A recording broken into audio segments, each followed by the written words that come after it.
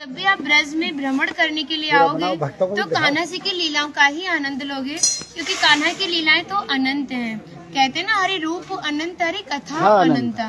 लेकिन जब भी आप भांडीर वन में प्रवेश करोगे, कभी शास्त्रों का अध्ययन करोगे या किसी के मुखार विंद से श्रवण करोगे तो ज्ञात होगा कि भांडीर वन में एकमात्र लीला नहीं है, यहाँ पे हमारी 14 लीलाओं का उल्लेख है। प्रथम लीला श्री जी के विवाह की मानी जाती है, लेकिन सबसे बड़ा ग्रंथ श्रीमद् भागवत जी को माना जाता है। आपने उसका अध्ययन श्रवण किया हो तो राधा रानी का नाम उसमें आता है, नहीं आता? श्रीमद् भागवत में नहीं आता, बिल्कुल नहीं आता, क्योंकि सुखदेव जी राधा रानी को परम गुरु मानते थे। जब राधा रानी का नाम ही श्रीमद् भागवत जी में नहीं दिया तो विवाह का उल्लेख कैसे हो सकता है? लेकिन श्रीमद् भागवत जी को छोड़ के 12 ग्रंथ ऐसे हैं जो हमारी लाडली जी के विवाह का उल्लेख करते हैं। लेकिन जिस भांडीर वट के नीचे आप खड़े हो, इसका श्रीमद् भागवत जी के 10वें स्कंद के 18वें अध्याय में 22वां श्लोक कि बृहंतो बाहि मानस्य 4 यंत्रस्य गोदनम भांडीरकम नाम बटम जम्बू कृष्णम प्रोग्राम, यानी वृक्ष द्वापर युग में बहुत विशाल था, 4 योजनों में फैला हुआ था। इसकी जो सीमा थी वो 15 किलोमीटर में थी, तो इसको पंचकोशीय वृक्ष के नाम से भी जानते थे। कान्हा जी इन्हीं की शाखाओं पर चढ़ के यमुना मैया को आर पार किया करते थे। मान्यता है कान्हा जी की जो 9 लाख गाय थी, दोपहर के समय इसी वृक्ष के नीचे बैठ के विश्राम करती थी। तो माताएं जो भी माखन, मिर्ची, रोटी इत्यादि प्रसादम में रख देती थी, सभी ग्वाल वाल एकत्रित होकर दोपहर का भोजन करते थे। और भांडीर वन में सबसे बड़ा विशेष पर इसी प्रसादी का बताया गया है, क्योंकि आप कभी किसी विवाह में जाते हैं तो बिना अन्न प्रसादी के नहीं आते। आप तो लाडली जी के विवाह स्थली आए हो। यहाँ पर जो दुर्वासा मुनि थे, जो दूब घास होती है उसी का रसपान करते थे। ब्रज की गोपियों ने इसी वट वृक्ष के नीचे उनको 56 प्रकार के व्यंजन खिलाए थे। यहाँ पर राधा कृष्ण में मल्ल युद्ध हुआ था, उसमें ये तय था कि जो भी हारेगा उसको भंडारा करना होगा।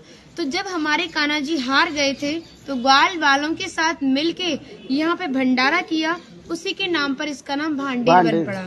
यहाँ पर ब्राह्मण पत्नियों ने भी कान्हा जी को भोजन प्रसादी खिलाई है, और ठाकुर जी ने ब्रजवासियों से ये टुकड़े मांग के पाए थे, तभी नाम दिया था इसका मधुकरी।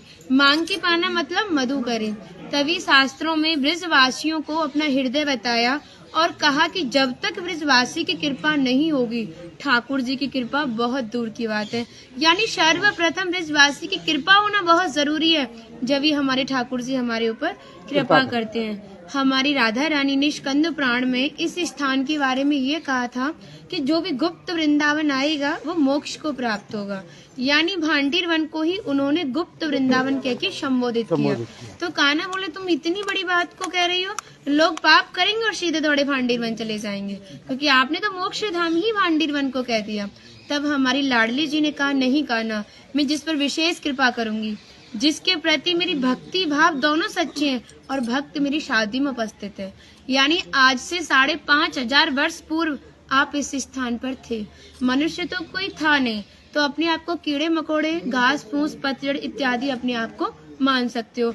जो भक्त उनकी शादी में उपस्थित था, वो भक्त कई बार वृंदावन आएगा, जब जाके गुप्त वृंदावन आएगा, और डायरेक्टली नहीं, किसी न किसी के माध्यम से। इस स्थान तक पहुंचने के लिए माध्यम का होना बहुत जरूरी है, और सारा श्रेय भी माध्यम को जाता है, क्योंकि माध्यम ही हमें ऐसे दिव्य स्थान पर पहुंचाता है।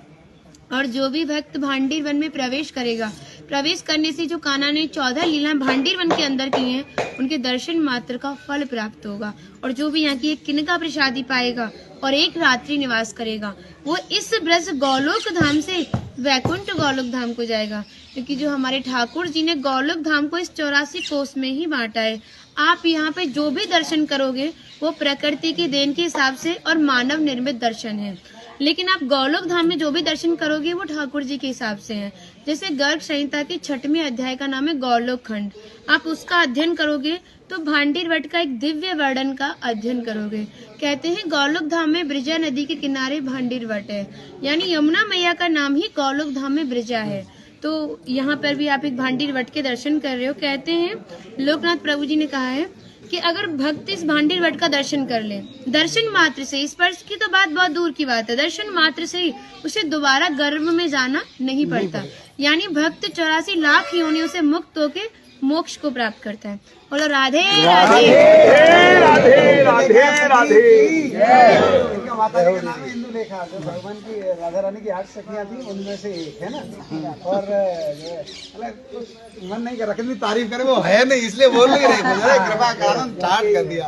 हम सब केवल बाजरे की रोटी खिला रही हो तुम, सच में राधा रानी हो। और ऐसा आशीर्वाद दो हम सबको, सच में ऐसा आशीर्वाद दो कि हमारी मैया भी, हमारी सब माताएं भी थोड़ा थोड़ा जिनसे ये मिलें।